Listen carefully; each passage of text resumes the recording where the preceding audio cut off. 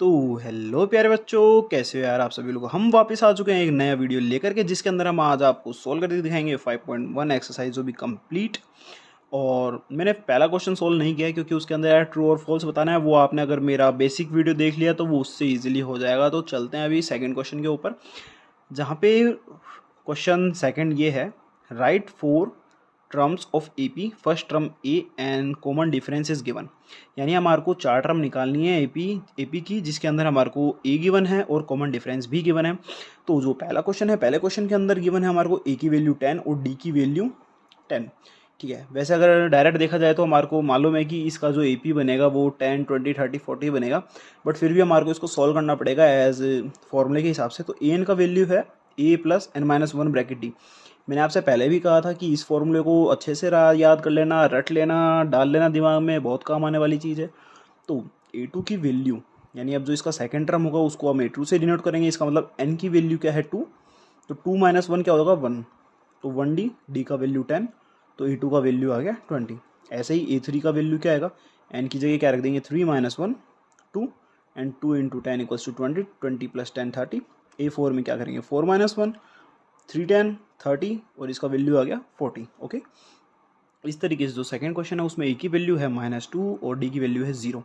तो दोस्तों मैं आपको बताना चाहूँगा, अगर कभी भी आपको डी का वैल्यू 0 दिखे तो ध्यान रखना जो टर्म आपको ए के अंदर दी हुई है वही की वही टर्म आपको पूरी की पूरी मिलेगी। ये ध्यान रखना, आपको इसके अंदर निकालने की ज़रूरत नहीं है। बट अगर आप कंपटीशन क्वेश्चन की तैयारी कर रहे हैं जब तो निकालने की ज़रूरत नहीं है, बाकी आपको ये निकाल के दिखाना पड़ेगा। तो अपन कैसे निकालेंगे, -2 प्लस एन की वैल्यू 2 माइनस वन, और ब्रैकेट में जैसे ही जीरो आएगा तो ये पूरा जीरो हो जाएगा, तो ए की वैल्यू आ जाएगी, इधर भी पूरा जीरो हो जाएगा और इधर भी पूरा जीरो हो जाएगा। तो इस तरीके से हो जाएगा। ठीक है, अब जो हमारा थर्ड जो आ रहा है वो क्या आ रहा है, ए की वैल्यू आ रही है 4 और डी की वैल्यू आ रही है -3। तो कैसे करेंगे, ए की वैल्यू हमने पुट कर दी 4, अब एन का वैल्यू यहाँ पे 2, 2 माइनस वन कितना होगा 1, और -3 से मल्टीप्लाई करेंगे तो क्या आएगा -3, तो 4 माइनस थ्री इक्वल्स टू 1। अब ए थ्री की वैल्यू में क्या होगा 3 माइनस वन 2, डी की वैल्यू पुट करेंगे -3, कितना -3 और 2 कितना होता है 6, तो कितना आएगा -2। तो ए फोर का वैल्यू क्या होगा, अब ए फोर के वैल्यू के अंदर क्या करेंगे, ए का वैल्यू पुट करिए हम 4 माइनस वन, वही -3 बाहर, तो ये -9, और ए फोर का वैल्यू आएगा -5। तो हमारा ए पी क्या बना 4 1 -2 एंड -5। इसी तरीके से जो फाइनल वैल्यू है वो भी, जिसके अंदर क्या है डी की वैल्यू 1/2 है और ए की वैल्यू है -1, तो वही फॉर्मूला यूज़ करेंगे 2 माइनस वन ब्रैकेट 1/2, सॉल्व करेंगे तो -1/2 आएगा। इसमें 3 की वैल्यू पुट करेंगे और उसके बाद सॉल्व करेंगे तो 0 आएगा। इसमें 4 पुट करेंगे और फिर सॉल्व करेंगे तो इसके अंदर +1/2 आएगा। इसमें कुछ समझाने जैसा कुछ है नहीं, इसलिए मैं डायरेक्ट आप लोगों को बता रहा हूँ। और दोस्तों अगर आपको ये समझ में आ गया तो ये जो फिफ्थ वाला जो क्वेश्चन है, या आप मेरे को सॉल्व करके बताओगे और कमेंट सेक्शन में बताओगे कि इसका आंसर क्या है। फिर हम चलते हैं अब क्वेश्चन नंबर थर्ड में।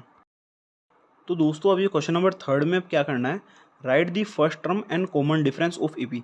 यानी वो आगे से बोल रहा है कि वो ए पी है और आपको उसमें फर्स्ट टर्म फाइंड करनी है और कॉमन डिफरेंस फाइंड करना है। तो फर्स्ट टर्म यार आपको लोगों को मैंने पहले से बता रखी है, जो सबसे पहली जो टर्म आपको दिखेगी वो फर्स्ट टर्म होती है, तो ए की वैल्यू डायरेक्ट 3 कर देनी है। और कॉमन डिफरेंस का फॉर्मूला होता है a2 माइनस a1 कर दो, या a3 माइनस a2 कर दो, या फिर a4 माइनस a3 कर दो। एक ही बात है, तो मैंने a2 माइनस a1 कर दिया, तो इसका मतलब 1 माइनस 3 करूँगा तो -2 आ गया। जैसे ये वाली टर्म है, इसमें ए की वैल्यू हमारे को साफ दिख रही है -5। अब यहाँ पे डी की वैल्यू क्या होगी a2 minus a1, a2 minus a1 का मतलब -1 -5, तो माइनस माइनस क्या हो जाएगा, जैसे देखो ये क्या है a2 माइनस a1, तो इसका मतलब है -1, इसका फॉर्मूले का माइनस और -5 का 5, तो -1 + 5 इज इक्वल्स टू 4। ये इस तरीके से आया, तो इसका जो डी आया वो क्या आएगा 4। अब थर्ड में क्या है, वही ए की वैल्यू 1/3 कर देंगे और डी की वैल्यू क्या होगी a2 minus a1, 5/3 minus 1/3, LCM लेंगे तो 3 as it is, 5 minus 4, 5 minus 1 is equals to 4। तो ये ऐसे हो गया। अब यहाँ पे बहुत आसान है, यहाँ पे ए की वैल्यू वही बार बार बता रहा हूँ कि मैं जो फर्स्ट आएगा वही आएगा।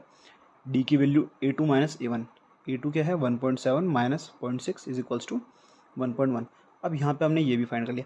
अब दोस्तों बात ऐसी है कि अब जो आखिरी जो क्वेश्चन है उसमें हमारे को फाइंड करना है which of the following are APs if they are forms an AP, find the common factor difference and write 3 more terms.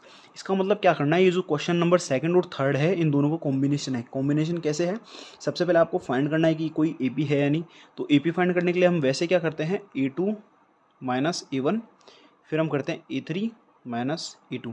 हमारे को लगभग 2 तो कम से कम फाइंड करने ही करने हैं। अगर वो कॉमन डिफरेंस कॉमन इक्वल आ रहा है तो वो AP होगी। अब इसमें हमने सिर्फ एक फाइंड क्यों किया है, इसमें हमने एक फाइंड इसलिए किया है क्योंकि ऑलरेडी बोल रहा है AP है, और AP है तो इसका मतलब उसमें कॉमन डिफरेंस सारे इक्वल आएंगे।